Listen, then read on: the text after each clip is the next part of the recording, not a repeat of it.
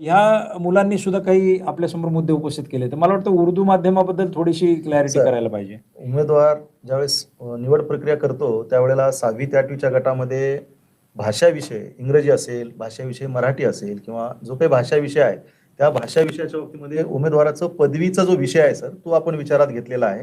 आणि जर उर्दू माध्यमामध्ये इंग्रजी भाषेची जर जागा आली असेल, तर त्यामध्ये आपल्याला महत्त्वाचं आहे की तो इंग्रजीच्या विषयाचं त्याला अध्यापन करायचं आहे. त्या अनुषंगाने विद्यार्थ्याचं पदवीचा इंग्रजी विषय विचारात घेऊन सर्व विद्यार्थ्यांना जे काही त्यासाठी पात्र असतील, प्रवर्ग असेल त्याचा किंवा खुल्या प्रवर्गाची जागा असेल, ह्या सर्व बाबी विचारात घेऊन त्या उमेदवाराला प्राधान्यक्रम दिलेत. आणि मूळ सर त्या उमेदवाराला तिकडे जायचं असेल तरच तो उमेदवार तिथं प्राधान्यक्रम देणार आहे. एक्झॅक्टली. त्यामुळे ज्या उमेदवाराची उर्दू माध्यमात माध्यमाशिवाय असं प्रकर्षाने नावं जरी दिसत असली तर त्या विद्यार्थ्याला इंग्रजी विषयाचं शिकवण्यासाठी तिथं जाणार आहे. त्यामुळे इथं काही चुकीचं झालंय अशातला प्रकार नाही. बरोबर. आता त्यामुळं राईट. थँक्यू. तर मला असं वाटतं की हे जे सगळे मुद्दे आहेत ना, हे आपण जर ते कोर्टाचे